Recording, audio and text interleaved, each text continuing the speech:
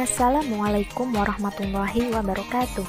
Perkenalkan, nama saya Yunita Anggraini, mahasiswa dari Prodi Tadris IPS, Fakultas Tarbiyah IAIN Kudus semester 6. Di sini, saya akan menjelaskan mengenai keterkaitan antara virus COVID-19 dengan patologi sosial, guna memenuhi tugas akhir semester mata kuliah patologi sosial, dengan dosen pengampu, Ibu Misroh Sulaswari, MPD. Coronavirus Disease 2019 atau yang lebih dikenal dengan COVID-19 sekarang ini semakin sering dibicarakan dan menjadi pusat perhatian sejumlah negara lantaran kasusnya yang kian meningkat di seluruh belahan dunia. Hingga World Health Organization atau WHO menetapkan virus tersebut menjadi pandemi global sebagai musuh kemanusiaan. Kita nyaris tak pernah membayangkan jika virus yang menginfeksi manusia ini bakal begitu cepat dan sangat luas penyebarannya. COVID-19 ini sejenis pada virus sebelumnya yang pernah menyerang dunia, yaitu SARS pada tahun 2002 dan MERS pada tahun 2012. Coronavirus mulai muncul di kota Wuhan, Tiongkok pada pertengahan Desember 2019. Virus corona merupakan jenis virus zoonosis, yaitu menular dari hewan ke manusia. Hal ini telah membuat khawatir orang di seluruh dunia, termasuk Indonesia. Gejala virus ini yaitu demam di atas 38 derajat Celcius, batuk pilek, sesak nafas, sakit tenggorokan, letih dan lesu, dan pada kasus yang lebih parah dapat menyebabkan pneumonia, sindrom pernapasan akut, gagal ginjal, hingga kematian.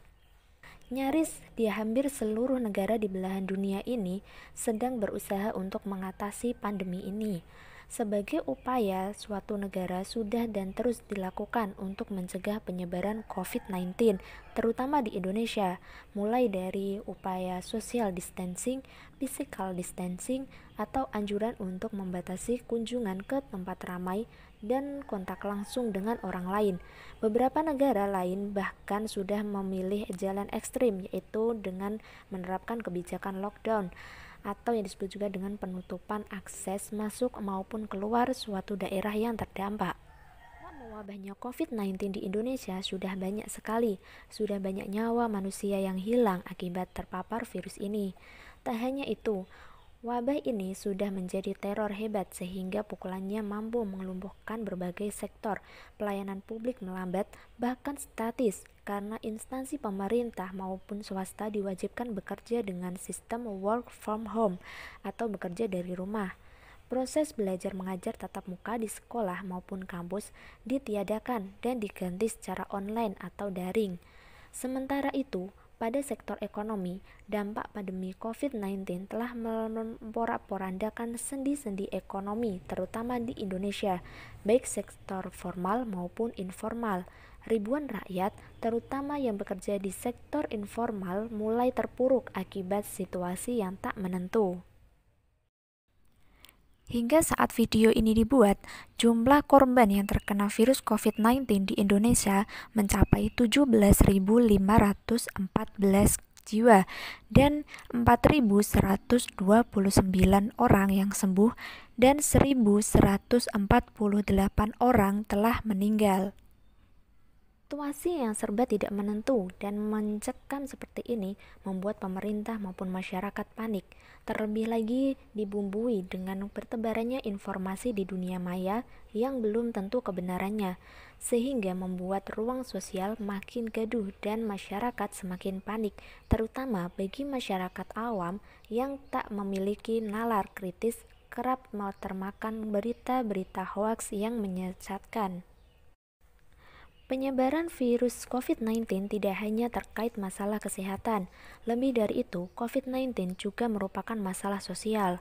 Masalah sosial merupakan suatu kondisi negatif yang dihadapi oleh masyarakat. Solusinya dapat diambil oleh negara dan juga oleh masyarakat itu sendiri, yang di dalamnya terdapat tokoh masyarakat, cendekiawan, ataupun para ilmuwan. Namun, tidak semua masalah yang dihadapi oleh masyarakat dapat dikategorikan sebagai masalah sosial. Dalam menganalisis suatu permasalahan sosial, ada beberapa perspektif yang dapat dijadikan sebagai analisa, seperti halnya patologi sosial. Patologi sosial yaitu perilaku menyimpang yang ditandai dengan adanya pola-pola kepribadian yang tidak kuat, disertai dengan pengalaman-pengalaman atau konflik-konflik ketidaksadaran antara komponen-komponen kepribadian, ego, dan superego. Patologi sosial juga disebut sebagai penyakit-penyakit sosial. Indikasi penyimpangan sosial atau patologi sosial yang belakangan ini dipertontonkan seperti misalnya sikap antisosial atau deviasi sosial dari kelompok masyarakat dalam bentuk keberingasan seperti menolak keras proses pemakaman jenazah yang terinfeksi COVID-19, seperti halnya yang terjadi di beberapa daerah di Indonesia. Dan para tenaga medis atau perawat yang kos atau tinggal di sekitar warga diusir, padahal para tenaga medis tersebut sudah bekerja keras untuk masyarakat yang terdeteksi terinfeksi COVID-19. Mereka telah menjadi orang yang berada di garda depan untuk menangani wabah penyakit COVID-19 ini.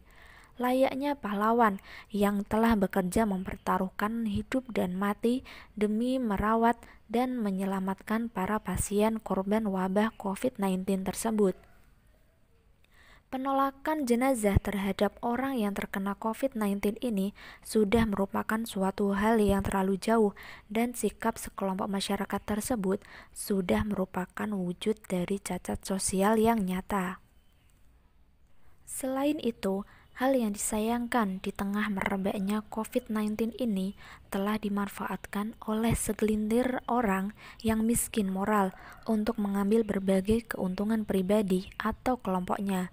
Sebut saja mereka yang sengaja menimbun masker kemudian dijual dengan harga yang sangat mahal, menjual masker bekas dengan harga yang tinggi, penipuan dengan modus penjualan masker, penipuan yang berkedok donasi penanggulangan bencana COVID-19, dan pencurian atau perampokan. Kemudian, mereka yang abai dan menentang terhadap kebijakan pemerintah terkait work from home yang mewajibkan bekerja di rumah, belajar di rumah, dan lain sebagainya, physical distancing atau jaga jarak, dan kebijakan-kebijakan lainnya demi menahan laju penularan virus COVID-19. Tak hanya itu, tidak sedikit orang yang sengaja memanfaatkan di tengah merebaknya COVID-19 ini dengan cara membuat konten-konten palsu dan menyebarluaskan berita-berita bohong atau hoaks yang menambah kepanikan dan ketakutan masyarakat luas, sehingga cenderung melakukan tindakan-tindakan yang berlebihan dalam menyikapi COVID-19 ini.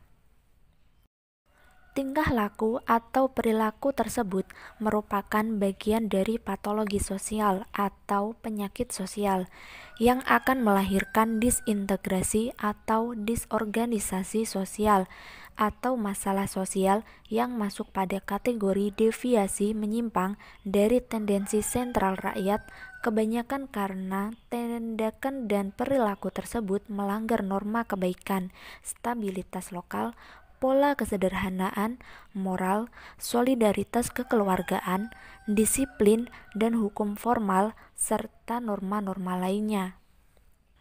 Berbagai faktor yang menyebabkan perilaku patologis ini bermunculan, di antaranya adalah faktor politik, religius, sosial budaya, dan ekonomi. Mengenai upaya pemerintah dalam mengatasi COVID-19, di mana pemerintah Indonesia sendiri telah memberlakukan beberapa kebijakan terkait dengan pemberantasan penyebaran virus COVID-19 ini, mulai dari social distancing, physical distancing, melarang untuk bepergian jika itu tidak penting.